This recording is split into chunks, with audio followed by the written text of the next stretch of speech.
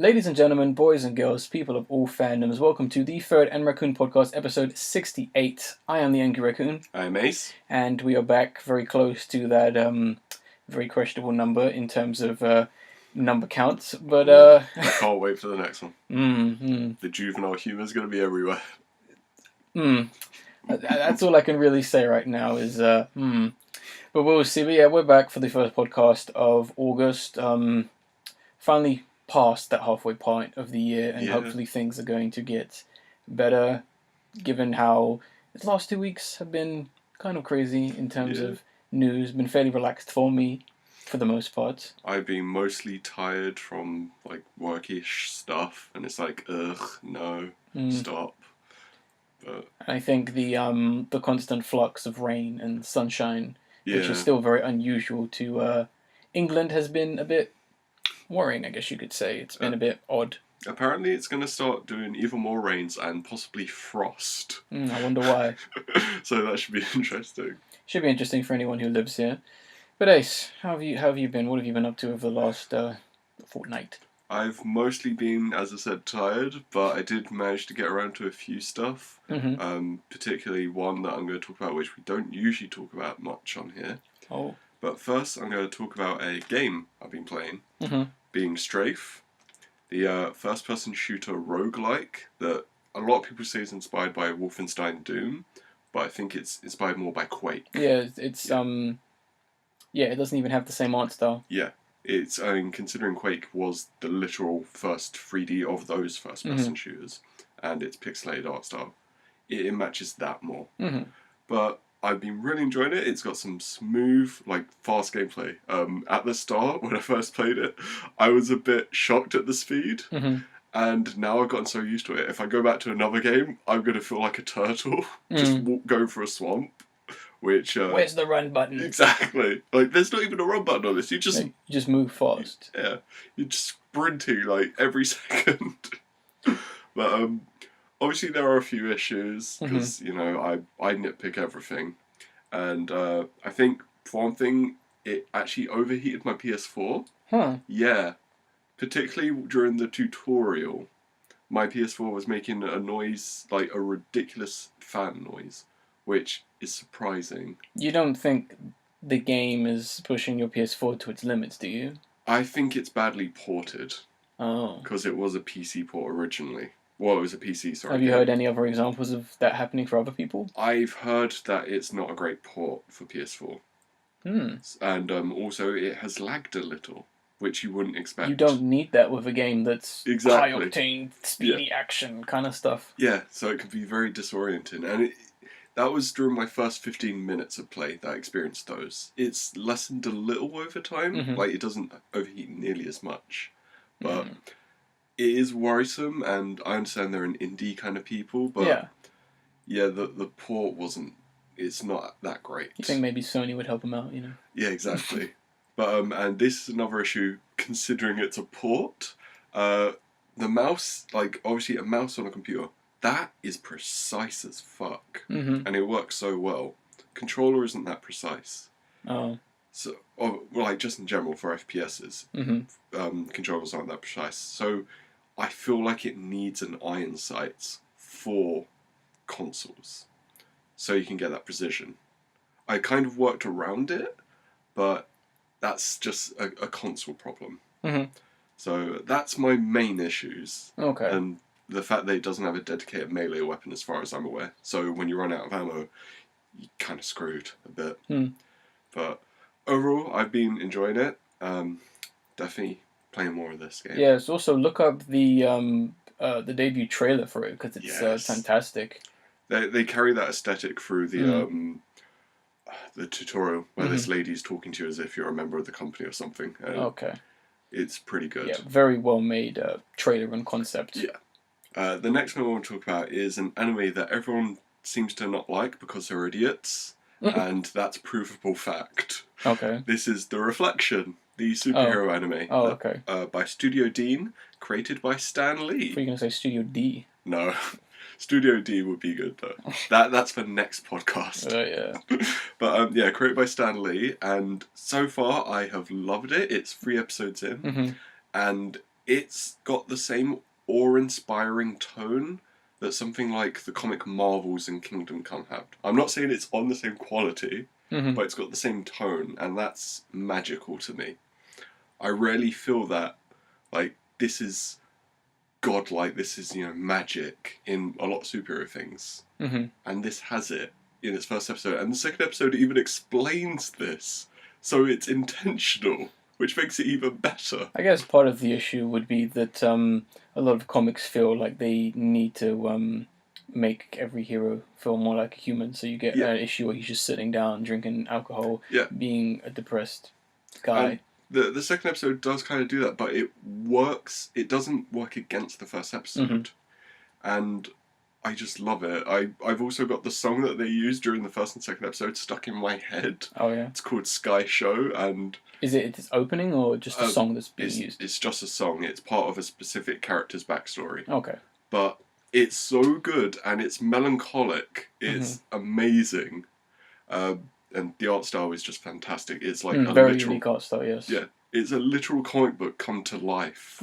And it even makes the CG not look that bad when it's there, because it blends into the art style. Because that would be a big turn-off for a lot of people. Yeah, especially me. I fucking hate CG in most animes. I do as well. Yeah. It depends on if you can style it out. For the most part, some people have. I've seen good examples of that of recent times. But, yeah. And I think it might just be a luck with the art style that it does it so well. So, I have very good expectations of the future of this series. High hopes. Yeah, high hopes. I think anime fans who are like saying, literally people saying, oh, is this the new My Hero Academia? LOL. Are the fucking dumbest people ever and need to be exterminated. And that's a promise. I'm going to find you. Okay. Strong threats. Yes. Also, by the way, police, that's not a real threat. That's a joke. Oh yeah, you have to clarify that kind of dumbness. The next thing is a book, which I said we don't talk about much. What? I know. So I'm a really heavy reader, and I've realised lately I haven't talked about books much. And whilst during my lunch breaks, I've been rereading one of my favourite books. So I thought I'd talk about that. Okay. It's Nausea by Jean-Paul Sartre, or Sartre. I can never pronounce his name right. And the book came out in 1938. Now, it's one of the most influential existentialist books, and it's described things in a way that I've never been able to say myself, as in the whole feeling of, I don't understand what I'm doing in life and what life is. And it literally it breaks that down into like literally 3 words of existence precedes essence. And it's such a strong book for me because of this. And like literally the whole thing, the main character is a kind of writer who's doing a whole history on a specific person, and his life ends up breaking down because the existence of just objects like trees, like pens, are causing him panic attacks. The nausea of life, of these things exist without, like, with a specific intention in mind, whereas he has to make one himself. It's amazing. It's deep. It really is. And yeah, when you think about it, yes. Yeah, I highly recommend people read this book, considering it's one of my favourites. Little note, obviously due to the time period it was written in, there's some very outdated terminology for a specific kind of people. So keep that in mind, and no, I don't justify that, because I know people, you have to be clear with things. You like that bit of fiction, that means you're for this. Exactly. But also, I just want to leave that bit with my favourite line throughout the whole thing. I think, therefore, I am a moustache. Because I love that. It makes sense in context. I know out of nowhere it reminds me of a certain French painting, but you know. Yeah. So, but I love that. That's really what I've been doing. I've got another book, but I'm going to talk about that next time. Okay, yeah, I can't wait for the film remake where they don't understand any of it. The problem is... They wouldn't be able to. No, well, you could remake this film this book in 2 ways. One, do it precise and do it as dark as like drama as it is, Mm-hmm. or you could do it as a dark comedy, and it could be a funny as hell dark comedy. Get the guy who did Donnie Darko Yeah, to direct and write it. yeah. I think he could do it well. He would understand it, Yeah. if anything. But especially one scene, and I'm not going to ruin it, I'm just going to say when he's walking through a specific kind of forest in his head. If you've read it, you know what I mean. That would be a disturbing visual, and it'd creep anyone out. So, yeah. True horror. So, Raccoon, what have you been watching, doing? I've been on that anime tip. Okay. For the most part, I've watched about 4 anime series, Jeez. and I'm about to be up to date with 7 anime series. But I'm not going to talk about all the series I've watched because that'd be a bit much. Yeah. And maybe some people don't want to hear that. But the first I want to talk about is going to be Little Witch Academia, the TV series, which is currently on Netflix. Only the first 13 episodes. So, yeah. But Raccoon, how did you finish the series if there's only 13 episodes on Netflix? And it's called Magic. Yeah. And also it's called Bad Subs. But the fan subs. You shouldn't call the voice acting. No, I'm joking. No, the voice acting in Little Witch Academia is fine. It's enjoyable. They do a good job. But yes, I watched a TV series, obviously famed for its first 2 mini films back in 2012 and 2014, I think, was the second one. They finally got the TV series that Pseudo Trigger has finally been able to do, and it turned out pretty damn well. Okay. It felt like they finally were able to establish and do everything they wanted to do with this concept, this world, these ideas, and finally kind of put it there, as well as do some pretty unique and interesting things. I've never seen anyone, I know this is like such a obscure genre of like fiction. Yeah. I've never seen anyone tackle or talk about the situation to this great extent or have as much fun with in terms of magic and witches. Yeah. Yeah, like I said, very odd niche because you don't really get much about magic. Lots of animes, especially this year, have been about magic. This one is definitely the most magic one because it's literally about magic and what it is and what it does. But you're essentially following Ako, the main girl, who's essentially not the worst witch, hint hint. And you know, she's essentially trying to be the best witch, and you know, following her heroes, and she's meeting up with all these kinds of crazy people, and it's kind of about her passion, her love, her journey to become the greatest witch of all time.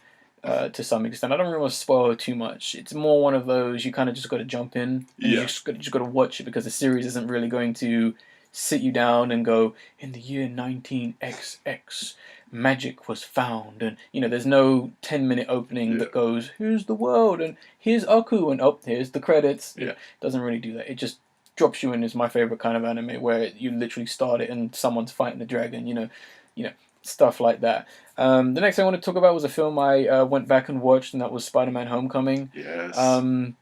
It's good. It is. And that's all I really want to say about it. I think it's looking at some of people's reviews, I think it's a bit too overhyped. Yeah, I've noticed some people going overboard with it. Like, way too overboard. It's just good. The film has a lot of issues. People saying it's flawless, best Spider-Man film. No. I would disagree. Yeah. I would still put Spider-Man 2 and 1 above it, personally.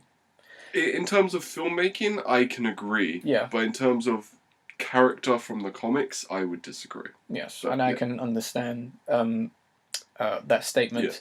Yeah. The only things that really bothered me were the CGI not looking very great and the action scenes being just not needed and very dull. There was points in the film where I didn't know what I was looking at. That was something I forgot to mention on the review that we had done about the action scenes. That was a prominent bit that distracted me. It was far too dark, and sometimes you couldn't see bits. Yeah, and also kind of thinking back as well and looking at pictures when I did kind of edit that review, I was looking at it and I was like, this is not a very bright or striking film at all. It's at some points suspiciously dark. Yeah. Some scenes were, and not in a Warner Brothers sense, but more in a sense of, I know we joke about this, just put the brightness up a little bit. Yeah, exactly. I don't know if that was the cinema I watched it, or I don't know what happened, but it did bother me to some extent. But overall, very funny, very good. The funny thing I wanted to talk about was I made a bit of history today, because, well, not today, earlier this week, because something you guys don't know about me is I have a pretty rare like gaming treasure, which I think only a few people have. And I finally decided to, kind of dust it off, look at it, make sure it was okay. I mean, trust me, no one has this. I mean, some of you gamers are probably gonna, when I say it, you probably won't even know what it is because it's like that obscure and only like, you can't really call yourself a true gamer if you don't know of it or have heard it. But essentially, I started playing my PS Vita. Oh my god! Yes. That's so obscure. I did, and I played Shantae Half Genie Hero, a game which I've been looking forward to, and it was fantastic. You can add that to the list of games that were crowdfunded on Kickstarter and actually turned out to be pretty good. Like with Pillars of Eternity and Shovel Knight. Yes, you can add that into there. So really fun game. A little on the short side. My only real complaint, I was kind of expecting it to be a little bit longer, but for everything else they did with the animation, the pure exploration Castlevania style, where you'll be returning to levels countless times to go back to unlock this, get that, and now you found that, and the game kind of made sure that you go back, so it kind of gives you hints and gives you clues and says, oh, you need this to go get that, and then maybe you'll get this thing to get that, and then you can go to the next world, which I really liked. And one of the main themes with Shantae and the Half Genie is she kind of like transforms into animals, so you kind of use those animals to kind of, to inspire, and it kind of goes from normal animals to slightly more mythical, weirder things, which is quite funny. But yeah, really, really enjoyed that game, and I'm so happy I have it. I have it on Vita. I didn't get it on PS4 because I don't know if I'm not getting a PS4 for another 4 years, so there's no point waiting. But yeah, that's pretty much it. Other than watching a ton of anime and having it in certain positions and all that kind of crazy stuff. But yeah, oh boy, we got a fun packed podcast with I would say a lot of laughs. Oh, I think we've got plenty of laughs planned. Plenty to laugh, but Ace is going to hit off with the first story we have. Yeah, so recently, is it Bungie who make Destiny? I can't even remember. I have no idea. Right, I think it's Bungie or someone else or 343 or whoever it is. So Bungie have been releasing their Destiny 2 trailers, Mm-hmm. and one struck me so hard with lightning that I have to talk about it. This trailer is for the Kill Tracker Ghost pre-order. Oh man, MLG. I know, it's like you can't live without this, but you need it. The problem is, okay, in most games in which you kill things, in the options menu, there's a kill track, so it shows you how many people you've killed. Now, this is a basic feature in video games. And also, it's a basic function that most humans should be able to do, which is count. Yeah, but like literally, let's say this one's not the exact same, but Alpha Protocol. Mm-hmm. In that one, it actually measures your kill count by the amount of orphans you've created. Okay, that just is making it into a joke kind of thing, and show you the darkness of what you've done. But literally, they're making you pre-order to get a feature that should be in the game already, like a basic feature that any game just has there for, it's just there. What the fuck are Bungie doing? Okay, because I had no idea what I watched when I watched this trailer. Link in the description, download link of course. Other than like a poorly edited trailer with like trying to be like way too hip and like really, really bad animations. Like what the hell was like? I know the game's not out yet, but you can put a little bit more effort into that. I mean, I know you guys aren't interested in actually making a game, but like you could at least try sometimes maybe. I know no one plays it. No, it's not about the graphics, man. Just go play it, man. It's fun.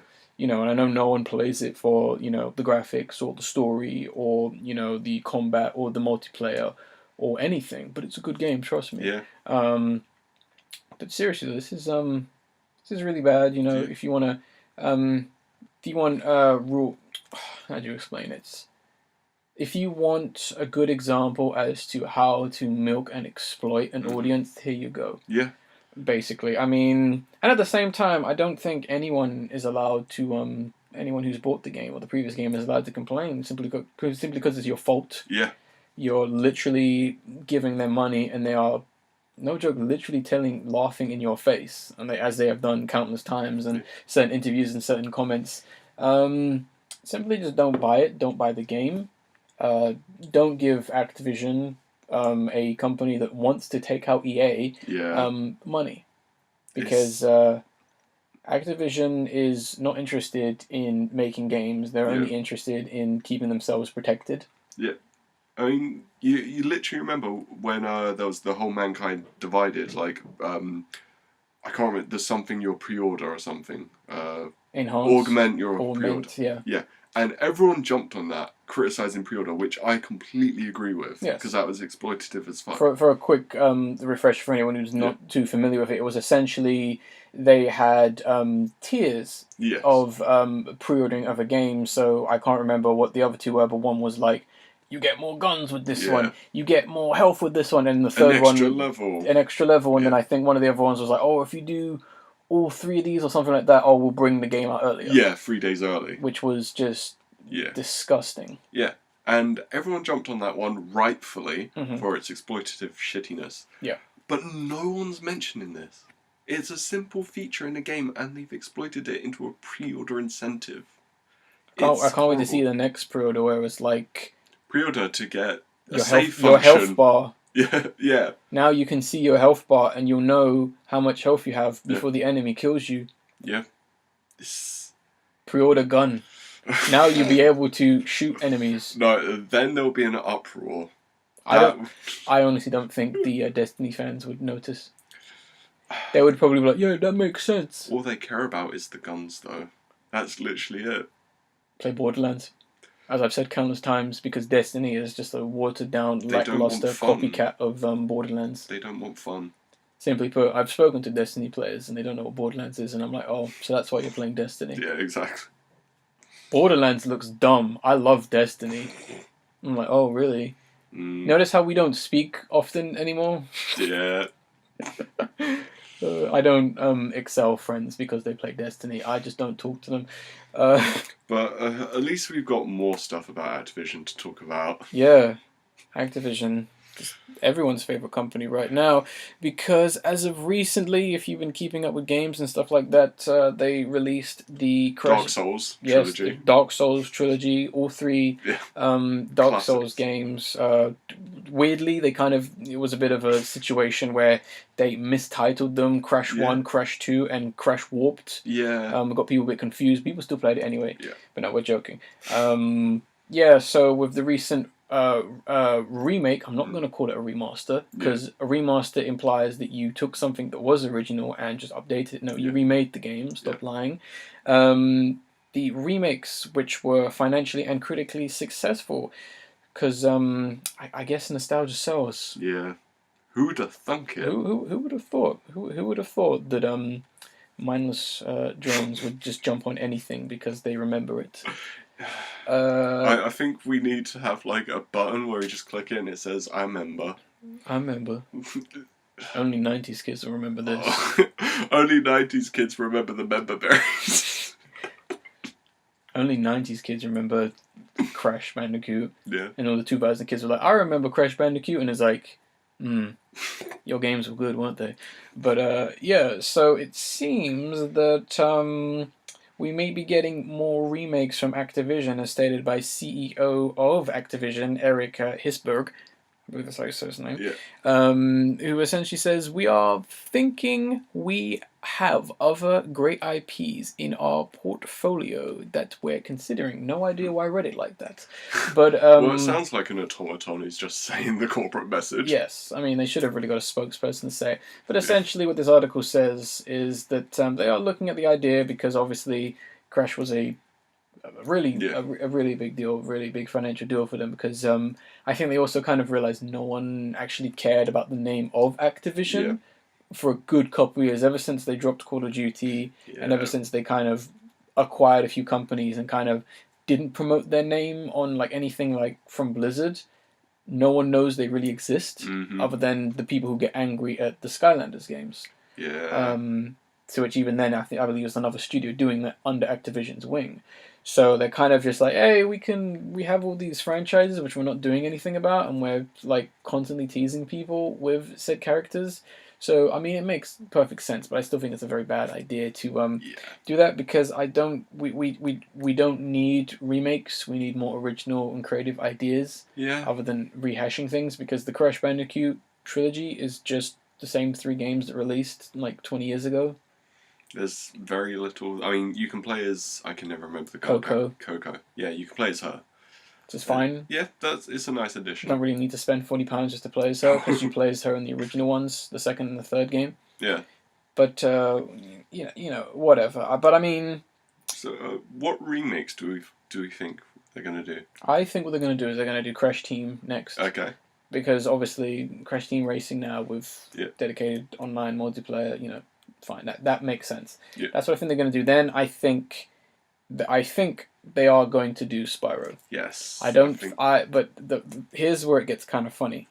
It will not sell as well as Crash. It will not sell even half as well as Crash did. Spyro's surprisingly, it has a niche and kind of cult audience. He's not as popular as Crash. He's not as nowhere near. Yeah. Kids who play games know about Crash because he was a character. Yeah. They don't know who Spyro is. They don't Other know than that previous purple games. dragon in my Skylanders. Yeah. They don't know what he is. It's not going to sell very well. And that's going to immediately make them go, okay, stop the remakes. Because I know even in this article they say, oh, we're going to be releasing StarCraft. And I'm like, oh, yes. Yeah. It's my favourite, StarCraft. Yeah. No. Considering the first one was kind of weak. It's like, no thanks, I'm okay. And besides, it's not even your game, so... I do know what remake they're definitely making 100%. What's that? They're remaking Destiny.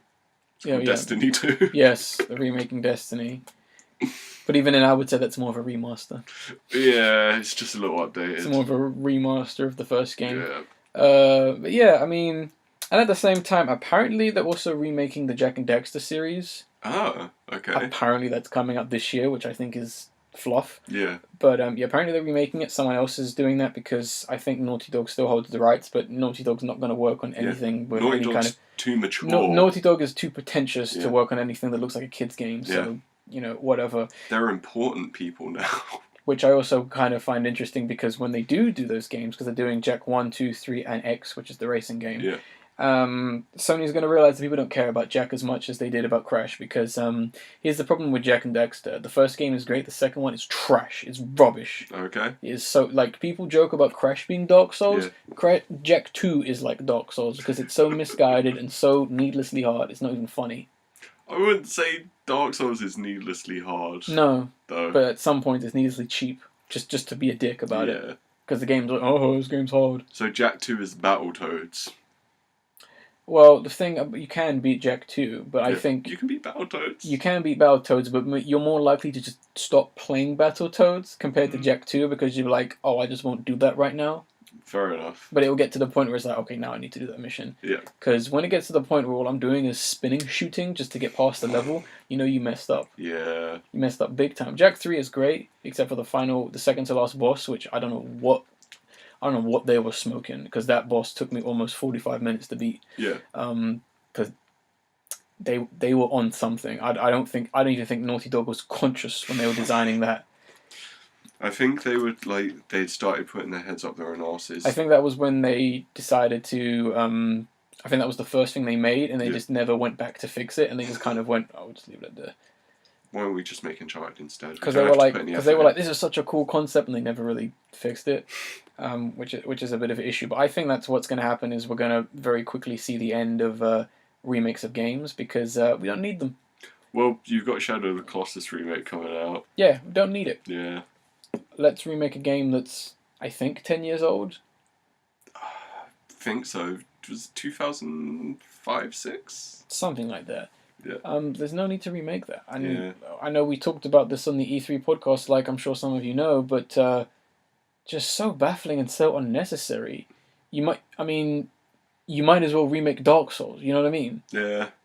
Remake Demon Souls. No. You might as well remake Dark Souls 2 because that's the most popular one. You know what I mean? If that's their logic, that's what they should do. Dark Souls 2 is the popular one? To some extent, yes, because that's when people got really hyped over it. Oh, I thought it was Bloodborne. They're going by because what I'm trying to say is they're going by the nation of let's remake everything that's popular. Yeah, I get you. Yeah, because they're not going to remake something that's obscure but still, very popular. They're not going to remake Nightmare Creatures now, are they? Nightmare Creatures is a great game, but they ain't going to remake that because not enough people scream at them about it. Yeah, why don't they remake Medieval?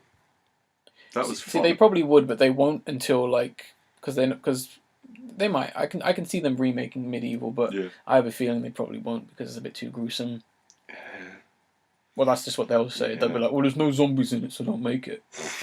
That'll probably be what they say because you know, everyone loves zombies, right? To use a quote from E3 of a few years ago. Oh God! Can't wait for Dead Island 2 to come out. Are they still making that? It's mysterious. That's all I'm gonna say. It's mysterious. Yes, it's been 3 years. Damn. It's mysterious. But yes, I mean, not too happy about this. But at the end of the day, I think we need to throw the question out to people as well. Are there any other remakes that Activision does own and doesn't own that you would actually like to see, or is there a remake of a series that is just going too far for you personally? I'm not throwing this out to our listeners as well. Okay. I mean, you know, hit us up. Email address raccoonplusfriends@gmail.com. You know, you can find that in the description, where you can find all the links to everything we talk about because we want to make sure that you guys are clued up. Yeah. As best as possible. You can read the article with us and that kind of stuff. But yeah, we'd like to know if there's anything you would like to see or not see get remade. Spider-Man 2. Spider-Man 2 on the PS2. Yeah. The greatest Spider-Man game. I don't know. There are bits on others that I really like. I like the jankiness in Spider-Man 3. But you can't really beat the pizza theme in Spider-Man 2 though, can you? Alright. You can't top that. It's true. You can't top that, which is quite funny. Recently, someone put that theme with the actual pizza scene in the Spider-Man 2 film, and it works so perfectly. Yeah. Okay, enough about potential videos of the week. Next, we're going to be moving on to our first trailer of 2, and that is going to be My Friend Dahmer. Oh, he's such a good buddy. Oh, he's my friend. You know, my good friend Jeffrey. Back in the day. But no, seriously. Serial killers are all the rage of lately for some reason. I think it just shows the kind of mental state of the world at the moment. I know that's a weird statement, but we've got people versus O.J. Simpson, the American Crime Stories. We've got Quentin Tarantino's next film being about Charlie Manson, of all things. Oh, wow. No idea who's going to get that role, but Margot Robbie is supposedly cast for a role. That makes sense. And now we have My Friend Dahmer, based on the book, The Shrine of Jeffrey Dahmer, the real-life serial killer, which is just... Isn't it also based on the graphic novel called My Friend Dahmer? Or I believe it's taking more from the book. Okay, because given the nature of the trailer, I think it's more from the book because the book was written by someone who actually was legit a friend of Mr. Dahmer and kind of experienced this quite possibly disturbing transformation from just some weird kid to serial killer. Yeah. But real quick, I'm kind of wondering why there's such a interest in serial killers to get their own TV series and fictions and all that kind of stuff. I think it might be due to the popularity of Making a Murderer.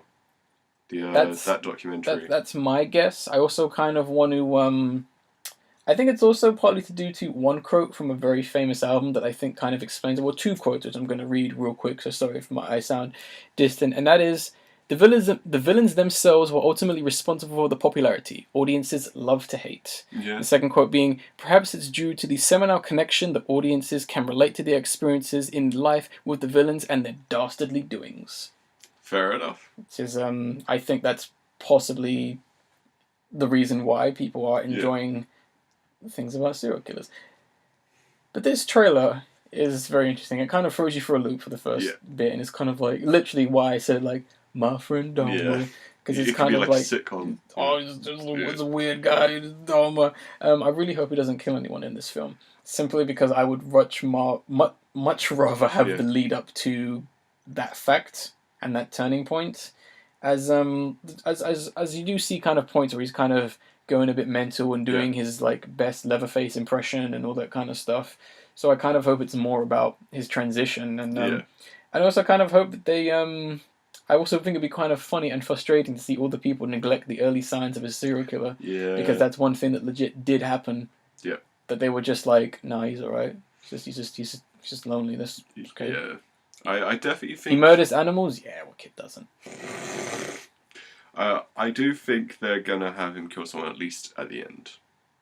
That'd be the final transformation. I know it makes no sense, but I kind of hope it ends like Alfred Hitchcock's Psycho. But Norman Bates did kill people. Yeah, but I kind of hope they just take the ending of Psycho, trying not to spoil it because everyone should watch Psycho. Fair enough. I think that would be a slightly stronger ending for the most part. Maybe we don't even see it. Yeah. Maybe that'd be better. You save it for the sequel. Everything's got to be a franchise. My husband Dahmer. Everything's got to be a franchise. Oh my god, they're gonna do the serial killer cinematic universe. Oh yeah. Next to the Drive cinematic universe. Get Ed Gein in for the next one, you know. Oh man, the problem is that would work. They need to remake that film about that guy who killed his family and then like hid his identity for like 15 years. They need to remake that film. Yeah. I forget what it is, but it has like the best poster and the best like quotable line, which I believe is, "Who was I again?" Because he's literally got to the point where he's confused himself to the point where he's like, he doesn't even know who he is anymore. I think I know what that is, but that would be a spoiler, like saying the name of it, considering what we just said. Yeah, about we won't say that, but look up films about serial killers. No, just type in serial killer and go, you'll find. Don't worry. You'll find it. But yeah, I mean, hopefully this is going to be a good film. I've heard it could be good. I've heard some positive things, but we'll see. I mean, it looks like the kid actually playing Dahmer looks definitely the part. Yes. Unfortunately, and he looks like he could deliver a good performance. But only time will tell. Maybe we'll catch it. Yeah. Who knows? And it couldn't be any worse than the next thing we're talking about. Oh yes. Speaking of cinematic universes. Yeah. So recently in America, Dark Tower was unleashed on the populace. Of all the words, unleashed.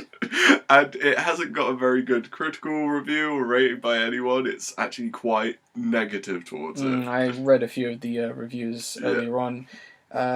Not great, but I'm just so happy we get to talk about the Stevenverse again. I know. Patent pended, copyright. Yes. The Ferret Raccoon podcast, 2017. Trademarked. Trademark. If you ever use that name, we will come for you. We'll get our lawyers. We have it copyrighted. We have it dated. Yeah.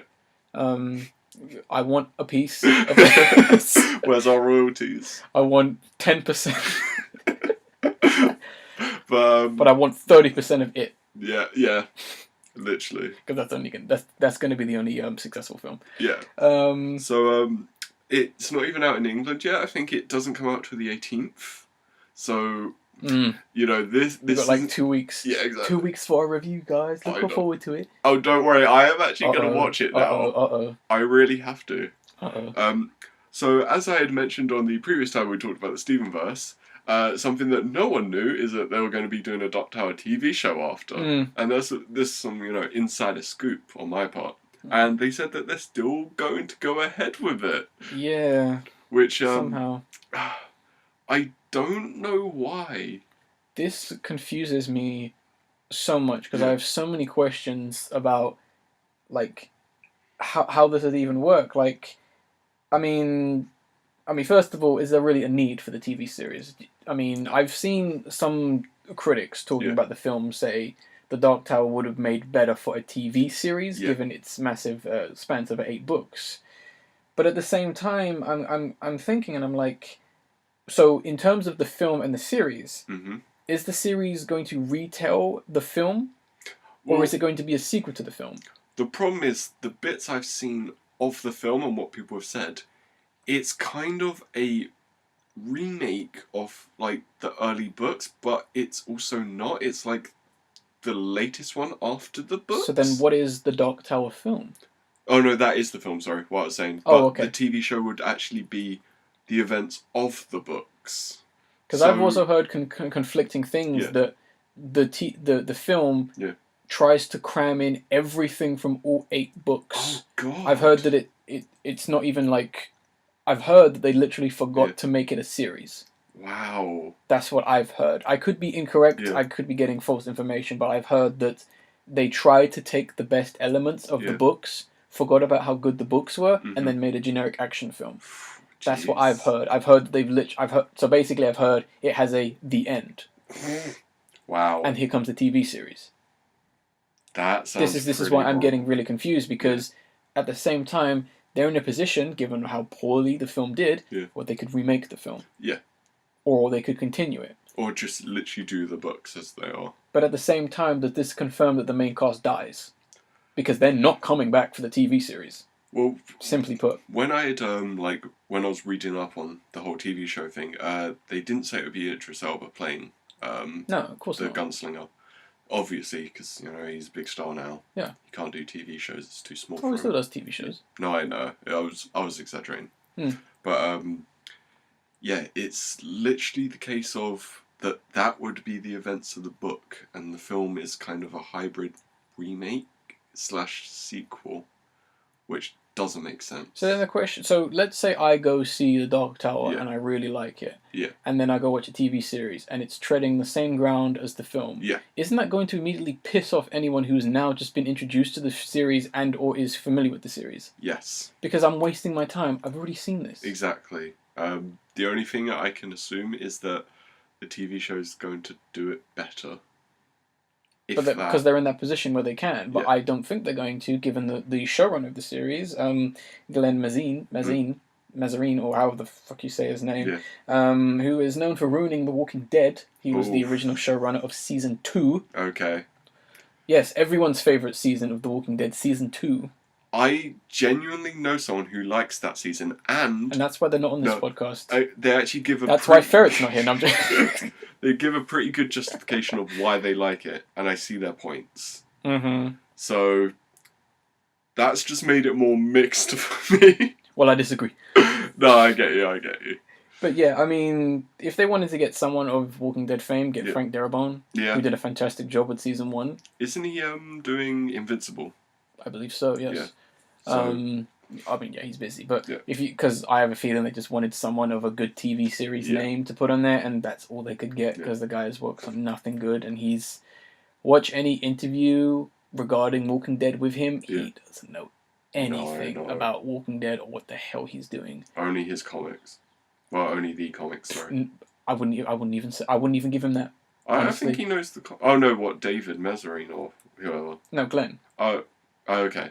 Yeah. Fair enough. Yeah, I wouldn't even give him that. Honestly, he's literally the definition of I am the showrunner of the show. Oh God, that's pretty bad. He probably doesn't even know. I mean, he says he's a fan of the Dark Tower, but we'll see how much of a fan you are in a few months' time. You read the Cliff Notes. Yes. Well, that's apparently what they're saying about this film as well. They're saying director and screenwriter, they just vaguely read the stories.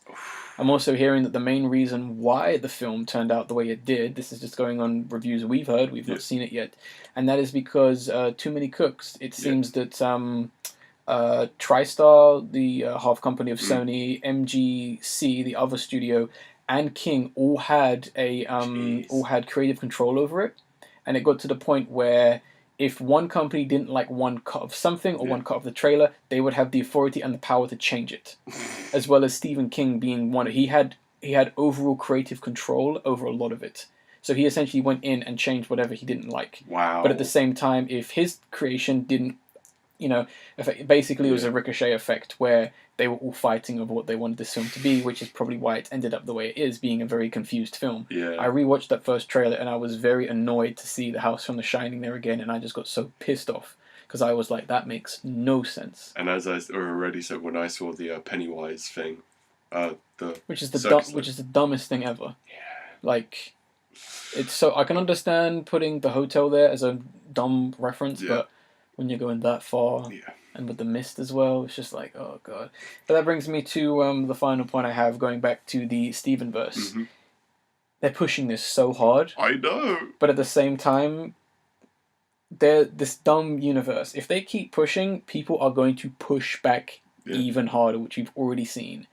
The Mist looks like crap. I know. And I mean, I don't think I'm exaggerating when I think it's going to be just pure crap, because why would you just not watch the original film? Exactly. That could go either way. Yeah, it looks like it's going to be a funny bad film. I'm still intrigued by it. It looks like it's going to give The Bye-Bye Man a run for its money. I don't think so. I think it's actually going to be very competent, at like minimum. Competent. I don't think it is, because they're working with nothing. They're working with a book. All they need is just to cut out the gangbang scene, and then they're fine. Yeah, that's they're not going to. Do you know why they're not going to? Because if you don't make it exactly like the original film, people won't see it. Everyone is going to go see this film because they remember how scary the original first film was. If you change anything in a remake, people won't see that, and people don't like seeing change in what they remember from the past. Don't you understand nostalgic marketing within Hollywood? But we already saw the kid hit his head on the water. That was the best moment. That is 10 out of 10. That's best film just from that clip alone. That still baffles me why they would even include that and expect people not to laugh at that. I think it's intentional. It's the best. I don't think it is. I mean, it's no joke. That kid dies, so it's like you can't really feel sorry for him. I don't care about spoilers. Oh no, Raccoon dropped spoilers for a terrible film that's 20 years old. You're not missing anything. Anyone who's looking forward to this film or saying it's ruining their childhood clearly has never watched the film, because the film is shit. I'm looking forward to this film. Are you looking forward to part 2? No, they haven't announced it yet. It's happening. Yeah, probably I think it's dropping January as well. Perfect time for a horror film. Oh, it's the best time. I just can't Scary wait. season. I just can't wait to see part 2 of it. There's no way I could find out what happens in it part 2. I'm on the edge of my seat. I have to wait so many months to figure out the ending of this story. There's just no way I could find out what might happen. I know. It's not as if there's a TV movie that I could easily watch and laugh my head off to. Or a book. Just honestly pathetic. Next to the Universal's Dark Universe, just stop. Yeah, like, honestly, guys, Marvel managed to get lightning in a bottle here.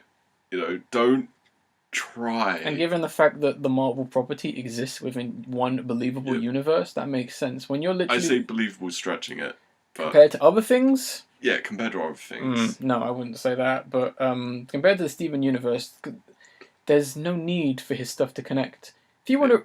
Steven, if you want to remake your films, that's fine. You deserve to make some money. You've made some great concepts and some great books, and some of your films aren't that great. Sure, I would say I would rather have you remake a bad film than remake a good film at the same time. But going about this in some kind of mass-marketed universe scheme is not going to work, because people are only going to get annoyed. And I still disagree with the whole idea that everything takes place in one universe. It does not. I don't care if you say that's canon. I don't care if that's been confirmed. It does not. Yeah. Simply put. It just doesn't work, mate. It doesn't work. It doesn't. We've got a next story, which is more my forte. Yeah, definitely. For the most part, and that is Matt Groening's next animated series being commissioned from Netflix, which is I got to get the name of it because I forget its name. Disenchantment. Oh, I've just realized I don't even have the link for it. I was gonna read off the synopsis and everything. Give me a sec, guys. But yeah, we've got his next series. So Matt Groening is probably one of my biggest inspirations. Yeah. Simply just put, Simpsons and Futurama in general. Simpsons, Futurama, so inspirational. Iconic cartoons of the 21st century. The Simpsons start in the 90s for the most part, and he's finally back. Also, I should say it is a bit of a shame that both of those two series have gone to shit for the most part. Yeah. It's kind of a shame. I thought Futurama was just cancelled. Yeah, but it still went to shit to some extent. That's what I'm saying. But yeah, it's he's finally back with a new series. Netflix is like, oh, might as well capitalize on. Might as well just have everything. Yeah, exactly. I honestly don't blame him, and I guess I can read the main synopsis of this series, which of Disenchantment, which sounds fairly interesting, which essentially goes as: in Disenchantment, viewers will be whisked away to a crumbling medieval kingdom of dreamland, where they will follow the misadventures of hard-drinking young Princess Bean, her feisty elf companion Elof. I think I said that correctly. I can hardly read enough of my glasses. And her personal demon Lucy. Along the way, the oddball trio will encounter ogres, sprites, harpies, imps, trolls, wyverns, and lots of human food, which is a very interesting note. Yeah. But that's the main synopsis. We have like some of the voice actors in there. I know we have Nathan Fixton as Olaf, Eric Andre as Lucy, which would be very interesting. He's a very funny guy. Yeah. A really strong cast, quite famous, which is fine. I mean, granted, the cast from The Simpsons and Futuramas weren't that famous when they started, but who knows. I'm really, just from this synopsis, I haven't seen anything Really liking it. Really liking the sound of it. I'm sounding very intrigued by this. I mean, fantasy and animation, adult comedy. Like, he's done sitcom, he's done sci-fi. The future. Now he's going He's back. He's done the present. Yeah. He's done the past. He's done the future. Yeah. It's time to go back. Yeah. To some extent. You get that adventure, that magical whimsy. To some, it makes sense, and I also like how this is gonna kind of complete the trilogy now for the most part, which is kind of crazy for the most part. Where's my notes again? So we have Bob's Burgers being the slice of life comedy, then we have Rick and Morty being the science fiction, and now we have this being the fantasy. Excuse me. I kind of hope it's going to be almost as good as Kogoth the Barbarian, which is a fantastic 20-minute pilot which never got its series, which is the most hardcore, roughest barbarian medieval thing ever. If you've not watched it, please do. If you're under the age of 12, maybe wait a few more years. Yeah. But I hope it kind of goes on that kind of level for the most part. I'm really looking forward to it. Shame we've got to wait until for next year. I know. But I trust Matt Groening. I think all the cards are in his favor. He's definitely if you don't know of him, he's definitely worth looking up for the most part, because his history and backstory and the whole inception of The Simpsons and his mind flow is very interesting. He's a very humbled kind of creator who is he's very quiet. He's definitely one of those like quiet creators, but at the same time he stands for what he's created. If he doesn't feel like something's right or something's going where, he kind of will put his foot down and be like, no, I'm not going to be a part of this. There are a few cases where he's been like, no. Yeah. For the most part. Next trailer, which is sticking with animation as well, and that is going to be Close Enough, which is coming from the creator of Regular Show, J.G. Quintel, as he's coming off with his new project straight after the end of Regular Show. Regular Show finished not but 5 months ago on Cartoon Network, and he's back with this highly adult-themed TV series. If anyone's watched Regular Show, it's no surprise that it's more geared towards adults for the most part. And this series looks absolutely crazy. No, it really does. I was actually quite surprised. I never got the chance to watch Regular Show, so I don't know what that's too much like. Regular Show is too strong. Yeah. But just from the trailer, it looks like it has kind of the humour I like. Yeah. You know, the somewhat, but not exactly juvenile one. Yeah. It takes those aspects and makes it... It seems like that is going to be like a slightly stronger theme from it, because there's not too much known about it other than it's a surrealist comedy. Yes. And it's essentially about a married couple's transition between their 30s, between their 20s to 30s, essentially just dealing with life. Which is one of the things that horrifies me the most at the moment in life. Which, I know, and at the same time, the show has the potential to really understand its target audience and really kind of understand and kind of handle and talk to this audience about the things they're going through and about to do, because they have a kid as well, and it seems like there's obviously dealings with like drugs and alcohol and like funny characters, and it just looks crazy and like visually creative ways, which I'm not sure if those things are even really happening. I'm not sure if it's just how they feel these things are going to change their life or whatever, but it looks pretty interesting. I mean, all faith in that guy. Once again, he's another very interesting creator, very young as well. He's not that old, which is good for him, but he's like he's fresh mind, young mind. If you ever seen an interview with J.G. Quintel, he is a bit of an odd guy. He is the voice of Mordecai the Bird. He almost voices a character, I think he voices the main guy in this. I might be mistaken, because he just has that very laid back kind of, I know it's a cliche stoner almost kind of voice. I don't think this is just going to be a stoner comedy. I don't think they would stoop to that level. Like, there's probably going to be some in there. No, I think there will be. Yeah, it's not going to be the main premise. I definitely think they're going to be experimenting with drugs and stuff, and I think that's where he can kind of play on a few of the experimentals, and I'm pretty sure they're probably going to make a joke about how Regular Show is just some drug delusion or something like that. I did actually hear something. Apparently, literally, Regular Show and this are set in the same universe. That makes perfect sense. Yeah. So, because there's real people in the world of Regular Show. Because if you watch his first pilot, 3 a.m. in the PM, it's basically about like two clerks who decide to get high and experience some crazy things, to which you see the inception of 2 characters from regular show in there, which is pretty great. It's it's interestingly done in almost a hand-drawn stop motion style, where it's literally just each frame is just a page.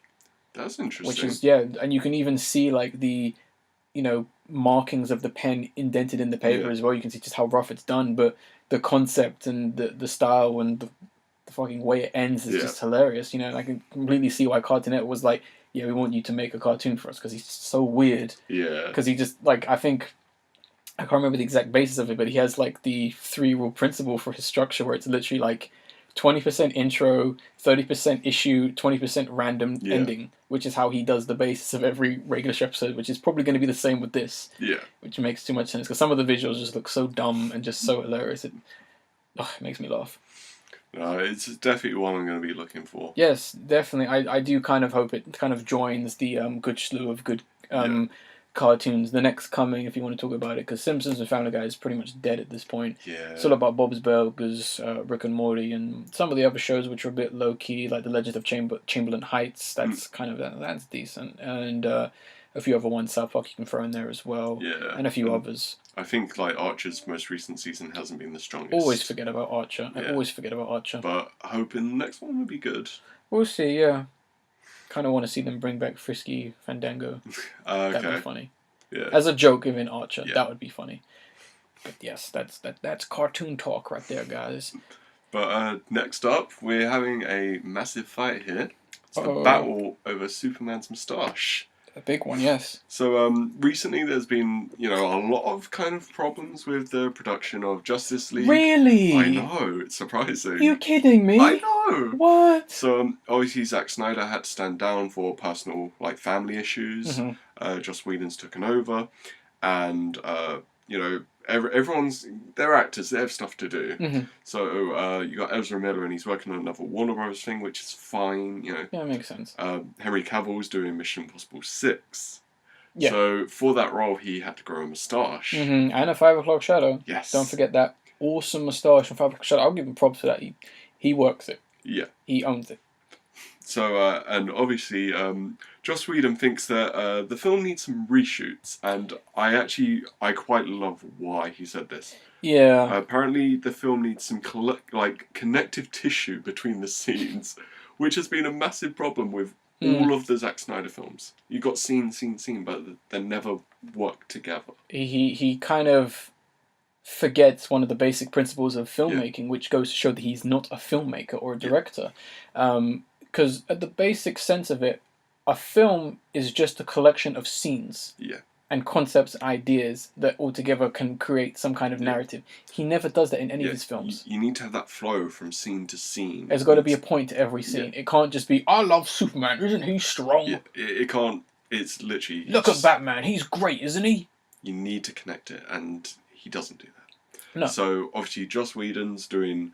apparently $25 million in reshoots. It's going to cost that much, yes. Yes. And obviously there's the problem, which is Henry Cavill's moustache. We should mention real quick before we get into the main meat of it. Another reason they are doing these reshoots is because of the success of Wonder Woman as well. Yes, I almost forgot about that, actually. Yes, so I think we need to also say there is Warner Brothers and DC meddling as well. Yeah. Kind of going into play. And I think there's one other thing I wanted to mention, but I can't quite remember it. Joss Whedon also said some snappier dialogue at points. Snappier dialogue? Yeah. Cause Joss Whedon is famed for the sarcasm and witty kind of humour. Yes. Which is largely absent from Zack Snyder's portfolio of films. So, but there's a great thing I want to do, which is read Henry Cavill's quote on the situation.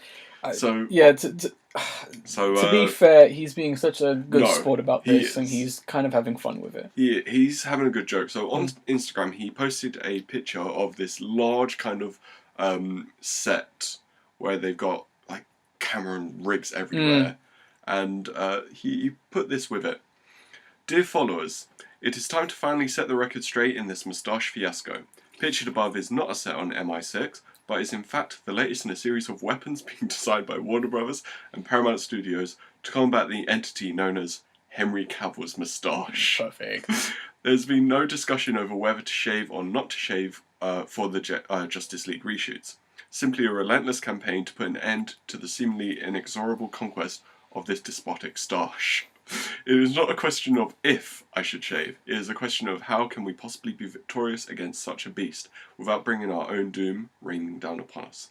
Hashtag several things, but also hope is all we have left. Oh, perfect, man. Perfect. I know, he done it so nicely. He had a sense of humour, which it goes well. Which is good, yeah. I do like that, because at the end of the day, I mean, he could be kind of like, you know, that kind of thing, but he's kind of like, whatever. I do think it is also kind of funny that Paramount is like, no, you can't. Yeah, exactly. Because I think at some point, because I think they are in the right to say, no. Yeah. You don't need to do pointless reshoots, because I think for the most part they are possibly going to be more pointless than what is already in the film. I mean, and also the other issue is this going to delay the film? Yeah, apparently it should be coming out, is it in November this year? I believe so. So... And this is a 2-month shoot. Yeah. Just costing $25 million. I don't even know if that factors into the amount of money they're going to have to spend removing his moustache in post, which, you know, I've heard people saying that it's going to get pushed back, or they're literally going to finish it just in time for the date, because that's a lot of work. I mean... People are going to be rushed to the deadline. Which is that going to make the film even worse than we already know it's going to be, you know? It's definitely something we need to pay attention to, see how this plays out. You know what we do need to pay attention to? Moustache hunting, when that film finally comes out. Yes. I did want to say something before we move on. So this is the first time DC have had problems with an actor's moustache. Oh, no.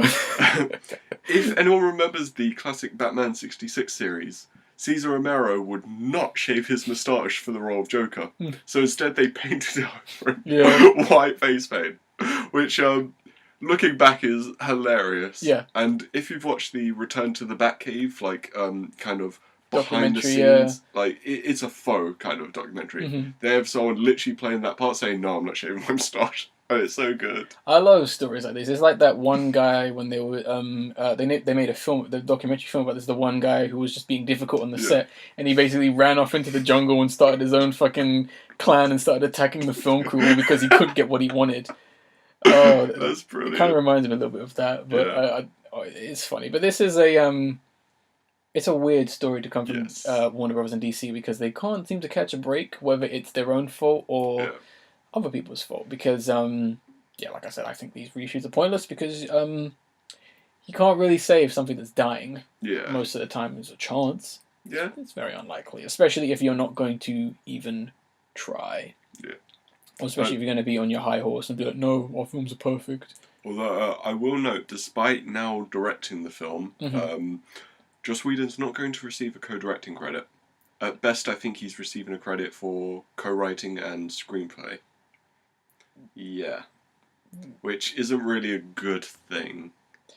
Yeah, isn't he supposed to be doing their, is he not working with them? No, I'm thinking I think he's doing Batgirl. Isn't he doing Batgirl? Yeah. You know, we're probably going to see a lot of that come lately, because we have, what's the other film? We have Flash. Yes. Does it still have a director? I can't remember. I think the director is incognito right now. It's John Smithy. I thought he left. Because they've lost two directors from Flash, I believe, and two directors from Cyborg. That's the joke director name when someone doesn't want to be attached. Oh, okay. Yeah. Obviously, he's Aquaman. Is that 2018? It's coming out. Yes. I think so, yeah. That's going to be... Oh, man, I can't wait to shit on that film. It's going to be masterful. It's going to be so bad. You guys, minus 10 out of 10. You guys don't even know how... You guys think the Emoji film is bad. You think the Emoji film is misguided. I'm going to say one thing. I don't think it could be nearly as bad as the Emoji movie. The Emoji film confirmed as possibly worst thing in existence. Yes. There's not going to even be a review on that. Sorry, guys. No, trust me. No, there's no review on I'm that. abstaining. I'm not watching this. No one's seen it here. Yeah.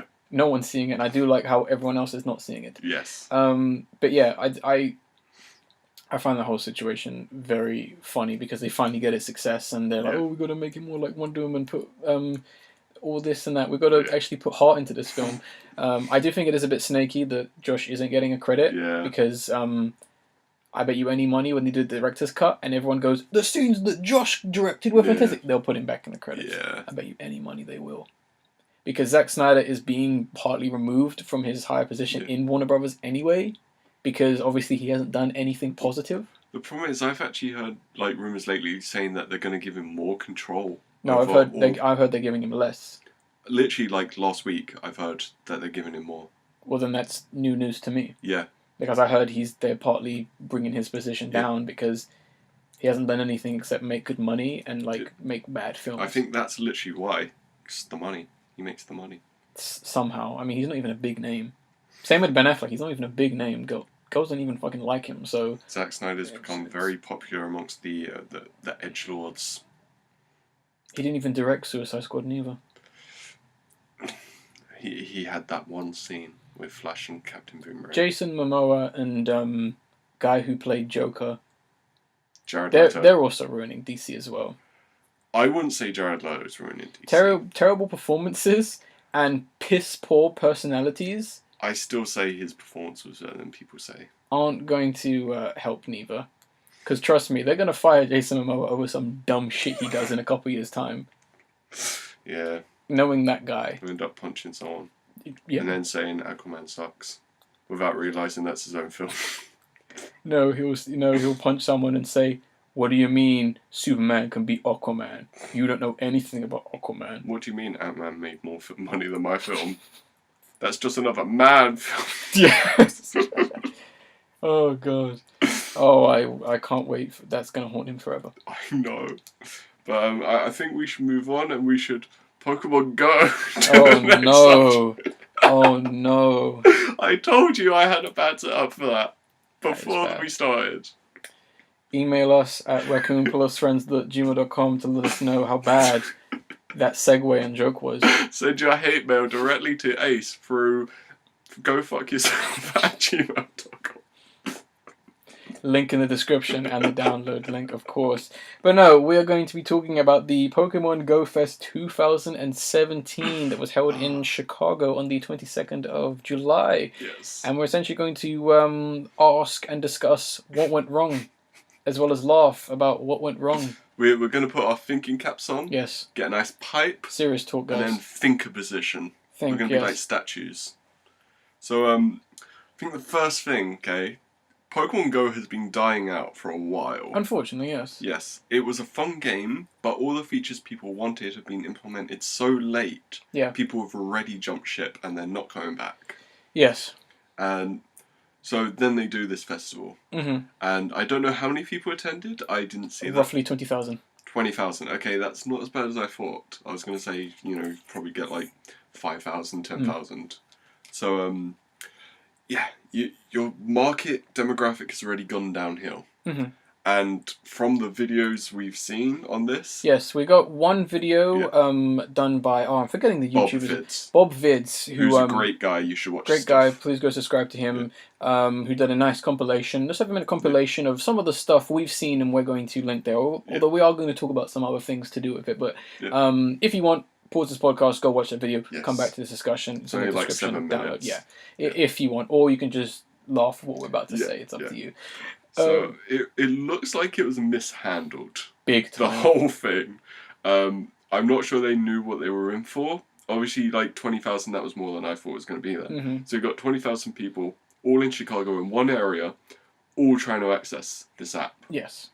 That's going to strain your fucking servers. Yes, big time. And there was evidence of that. Yes. Eventually, at some point, according to what I've seen, about a few hours in, people just couldn't log in. Yeah. They couldn't get service or connection. Apparently, certain people of certain phone providers were getting varied connections. Yeah. I think it was 2 had the strongest, 2 had the weakest, essentially, from what I've seen.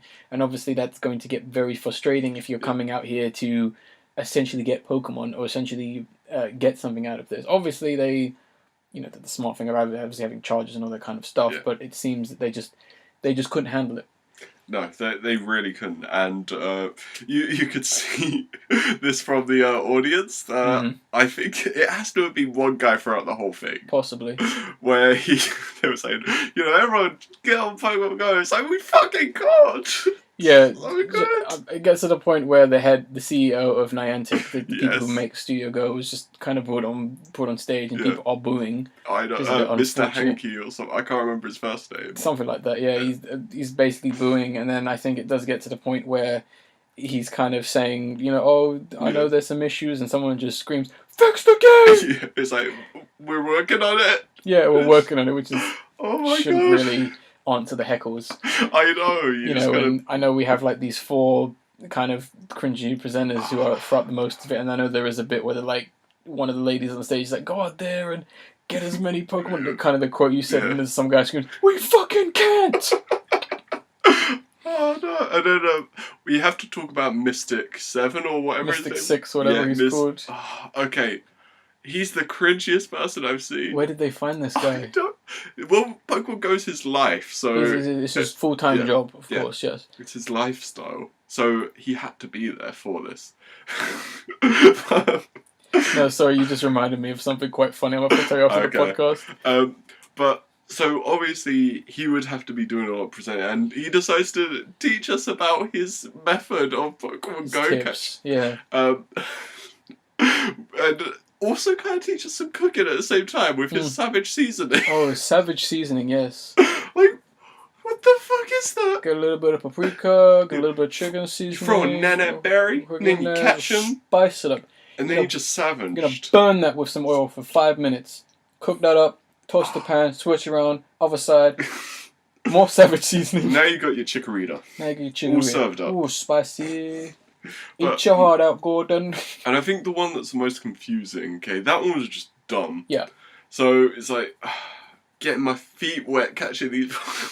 Yeah, so there's literally a line where, because this quote is embedded in my brain because I think about it when I go to sleep. I comprehend this. You transcend. I'm trying to figure out, it's like that Japanese puzzle which they only figured out 10 years ago. Okay. I'm like, I need to figure this out. Yeah. There's a point where he says, "My shoes are soaked from all the Pokemon out there." I don't get it. And I'm trying to think, where was his headspace? What was he thinking? What was the intention of that line? Okay, so I've got a theory. The fact that no one questions that, not even the audience, not even the people on the stage, even go, "Oh, that's funny." It's baffling. Yeah. So my theory, or my game theory, basically, he's saying that there's such a glut of Pokemon out there that just trying to catch them all, he ends up soaking them up. But with the implication of his shoes, he's talking. He even makes a gesture towards his shoes as if they have literally soaked his shoes in some physical manner. Which is perplexing, to say the least. I just don't know. Is this a man who has become so involved in the virtual that he now thinks the virtual is blending with the reality? Pokemon is his lifestyle. That is something we need to account in this thesis. But at the same time, are we looking at one of the first cases of a blend of delusional ideas within the virtual reality? Does this guy literally think he is a Pokemon trainer? He's Norman Jaden come to life. Oh, snap. Yeah, he's going to start seeing, like, Pokemon walking onto his desk and then shooting him with... Oh, wait, the Pokemon shot his shoes with water. That's it. We've got it. I think we may have cracked this. Yes. Mystic 6, we know your problem. Submit this to the psychiatrist. we think we may have stumbled upon something else. Tell M. Night Shyamalan I have a new idea for Split. Yeah. No. I've got a new idea, okay? We can take this to, like, Sony or something. It's $1 billion idea. $1 billion idea, of course. Okay. Mystic 6. The journey of one man through augmented reality. And it's got the tagline, "So deep, you should..." We can have that go up against Ready Player One. Yes. You know, that could be Sony's, like, you know, their key. Sony's answer to because with Ready Player One, it's about VR, putting on the goggles, going in. But This Sony has the AR. one-up They have someone who literally is within the virtual reality. They're blending to the point. M. Night Shyamalan has to direct. Yes, definitely. Has to direct. We need to Bruce Willis is going to do a cameo. Jaden Smith has to be Mystic Six. Oh, yes. Yes. There's no way else. Yes. I think so. I think we stumbled upon something great here. Copyright 2017. Because you already know Sony would actually buy our film product because they are that desperate. They need something original. That's the sad fact. They lost all their franchises. Even the Emoji film they lost. Oh, God, yeah. But no, it's baffling that they wouldn't prepare for this. And I think that's what's most shocking about it, because people can't play, and people getting very agitated, and too right they're getting agitated, and it gets to the point where one of the other higher-ups is like, right, we're going to give you 100 poker coins. And a refund. And refunds also as well. They changed the catch rates on all the legendary Pokemon as well. They made it so that they had 100% catch rates outside of the actual park when it was over. Wow. Yeah, people could catch them anyway because I believe everyone who attended got the legendary Pokemon Lugia. Okay. But I believe they made the catch rate 100% for, I believe, the other three legend. I believe the one. Moltres, Articuno, Zapdos. Yes, and I think a few of the other more rarer Pokemon, they made them 100%. So literally outside of the park, you just see like 20,000, good few hundred people just catching the Pokemon, to which some people have said that was the best part of it. Yeah. Which is a bit of a shame that it wasn't even part of the event. Yeah. And I have to give the people in Niantic a tiny bit of credit for rolling out a patch during the event to try and make it better. I give them props for at least acknowledging it, at least kind of acknowledging there's issues, because they could have literally been shady arseholes and just hid behind the corner and just been like, oh, we've got your money, sucker. Yeah, exactly. You know, like I said, the guy came out and he was like, okay, made a bit of a mess of this, we're sorry, but thanks for coming, we'll give you this, this, and this. They at least tried to make up for it. They worked for the issues. I did hear that towards about the 4 to 6 p.m. mark, things did start getting better in terms of the service. People could start getting logged on. I believe they did kind of fix the crash. Yeah. Things started to work, but it was, for some people, a little bit too late. The damage had already been done. It's just a shame, because something like this is perfect for Pokemon Go fans. You know, I would love for them to do smaller ones of these in like towns. Maybe they could do one in London. That would be great. Apparently I'm not sure if they're still doing their London one. That'd be great. Do it in Hyde Park. Plenty of freaking space there. Yeah, when it was popular, there was a massive like Hyde Park meetup. Yes. So it makes sense. Yeah, I mean, it's an idea that could work, and I mean, it's not hurting anyone. It doesn't cost too much money for the most part, but I think they just need to fix some things, and that's one thing I quickly want to talk about, which is on their main website, the allowed and prohibited items, which is something that is very bizarre if you read through these. Now, I know we're kind of dawdling on the discussion too much, but I'm going to read pretty fast. So the general things you are allowed, which are, you know, backpacks, binoculars, blanket sheets, towels, cameras, nothing with detachable lenses. Okay. Weirdly enough, or any kind of accessories. Like, you can bring GoPros, but no attachments. It's just basic camera equipment. Because during that video, I saw someone with like a flash on top. Yeah, well, I have no idea. With a diffuser. I have no idea where I got in.